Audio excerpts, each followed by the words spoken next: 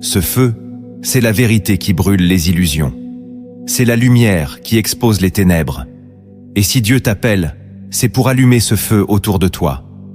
Tu seras parfois mal compris, isolé, critiqué même par ceux que tu aimes. Mais ne recule pas. C'est le signe que tu es en train de marcher là où Dieu t'envoie. L'appel dérange parce qu'il bouscule les compromis. Il met le doigt sur ce que les autres préfèrent cacher. Il interroge les consciences. Il renverse les habitudes mortes. Et si tu veux porter ce feu, tu dois accepter de déranger. Tu n'es pas appelé à plaire, mais à obéir. Tu n'es pas choisi pour entrer dans les normes, mais pour manifester le royaume. Et cela demandera du courage. Mais rassure-toi, tu n'es pas seul. Le Saint-Esprit te remplira de force.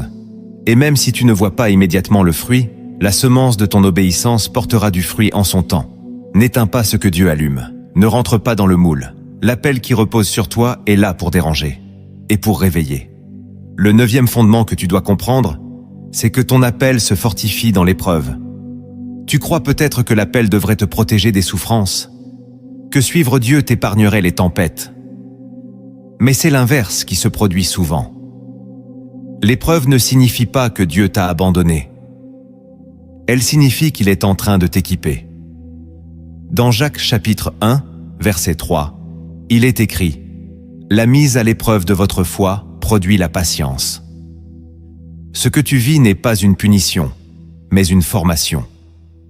Dieu permet certaines larmes, certains retards, certains silences, non pas pour te détruire, mais pour te fortifier, car ton appel aura besoin de maturité. Et la maturité vient dans le feu. Regarde Joseph.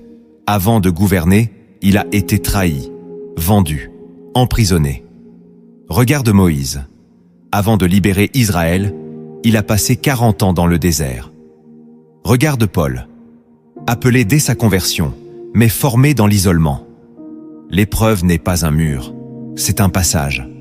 Elle creuse en toi une profondeur que rien d'autre ne peut produire. Et si tu refuses cette saison, tu resteras fragile. Mais si tu l'embrasses avec foi, tu verras ton âme s'élargir. Tu commenceras à porter du poids spirituel. Ton discernement grandira. Ton autorité s'affermira. Et surtout, ta compassion deviendra réelle. Parce que ceux que Dieu utilise avec puissance sont ceux qui ont pleuré en silence. Alors ne maudis pas cette étape. Ne rejette pas cette douleur. Elle est en train de former en toi un instrument que Dieu pourra vraiment utiliser.